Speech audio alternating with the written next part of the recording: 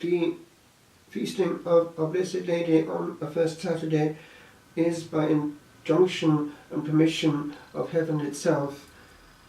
We can imagine that Our Blessed Lady would have infiltrated this grace from her throne of glory, from her divine Son, seeing from her place of queenship what menaces the planet, and how the 1900s would be a time of unfolding. And so it is that we have, as John Bird would have put it, the age of Mary, starting already in 1830 with the apparition in Rue de Bac, in 1858 at Lourdes, and with the other one hidden at Ray, St. Catherine d'Abouret, discreetly and uncontrollably crying out, "C'est la même!" It's the same one.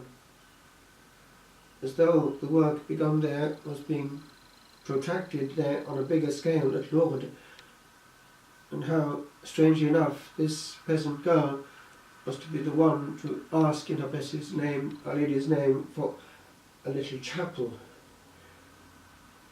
A chapel that of course would become a massive basilica. And then it goes on. We have that strange succession of events in Belgium,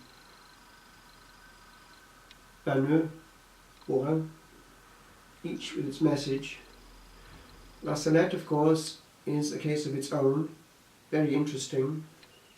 And then, of course, the Great Fatima, which apparently would have been even greater had it not been for the intervention of the communist authorities putting in sequestration these young children when Our Lady was supposed to be appearing that day. So the miracle was not as spectacular as it could have been and would have been on the 13th, but it was big enough to draw the attention of the whole world, even to this day. Now there's one thing I want to zoom into, it's that it doesn't finish there. We have a hint that it was not meant to finish there. And it's the fact that towards the end, and also in the communications given to Lucia, eventually, we have this hint that the element of Our Lady of Mount Carmel specifically was going to be a bridge and a link continuing later on.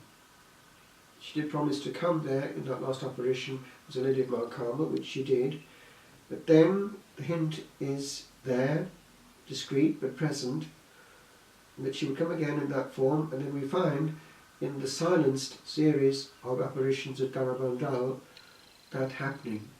She appeared as Our Lady of Mount Carmel, therefore the hint is there. And with that series of events, one is puzzled how it could have been so quickly brushed aside, given the magnitude of footage of the spectacular that we have taking place there. It is just not sufficient to say that there's no human explanation or divine explanation required to justify things which no child, let alone a group of children, can actually perform of that nature, running backwards, up hills, clinging, avoiding stones perfectly, and all the rest of it is just not imaginable on a human level. It's either demonic or divine. No one has said it's demonic. What can it be? And therefore we have to sit up, especially when certain things come through in both. What have we in common?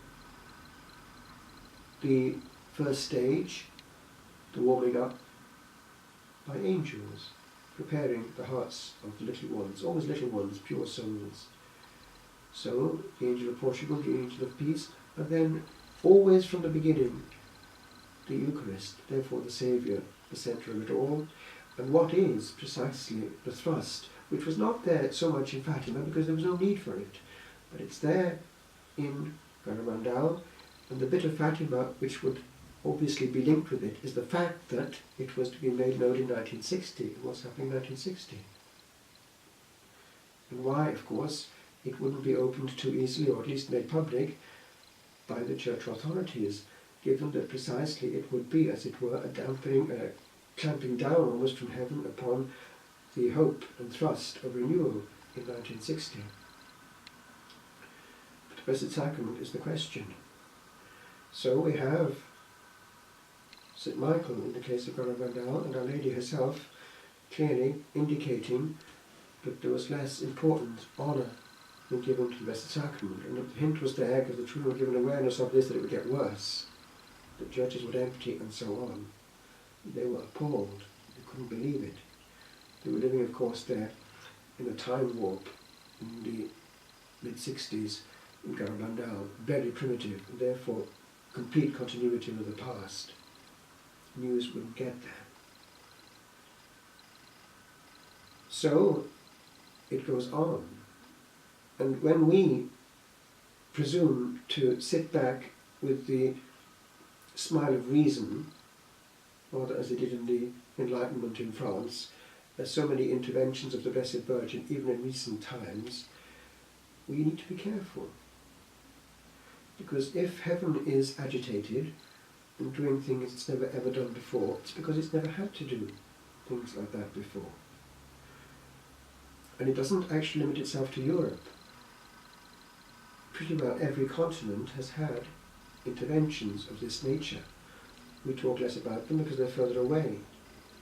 But it's interesting that the approved series of interventions in Akito would seem to be the leak of the secret, the third secret, the written part, the words of Fatima.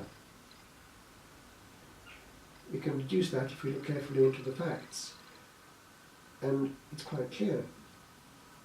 Heaven is concerned about the crisis of faith.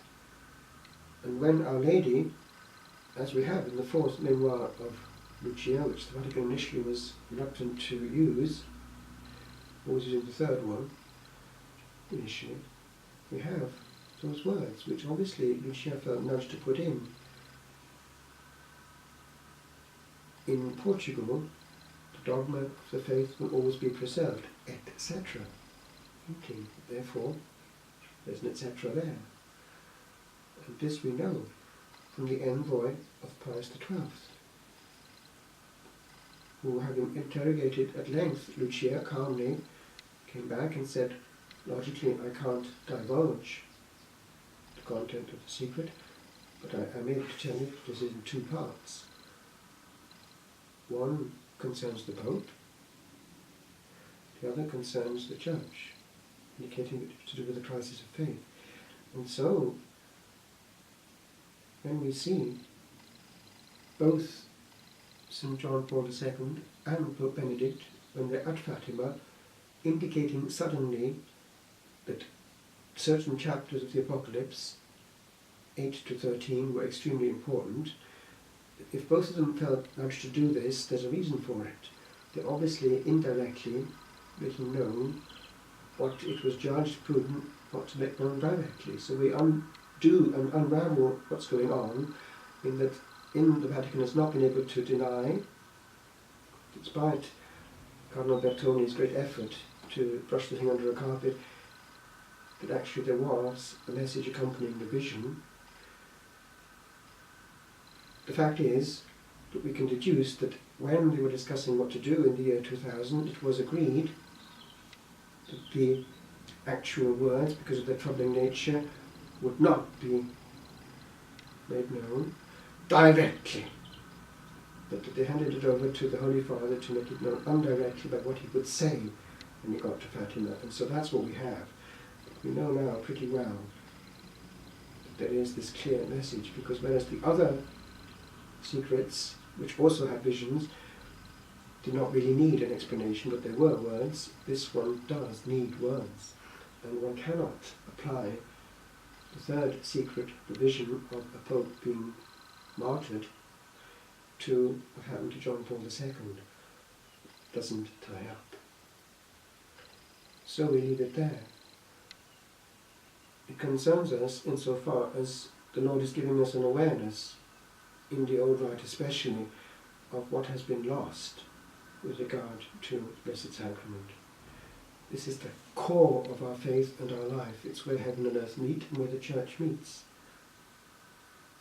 And it is interesting, and I finish with this, that there is one completely discarded series of interventions which is extremely relevant for our time.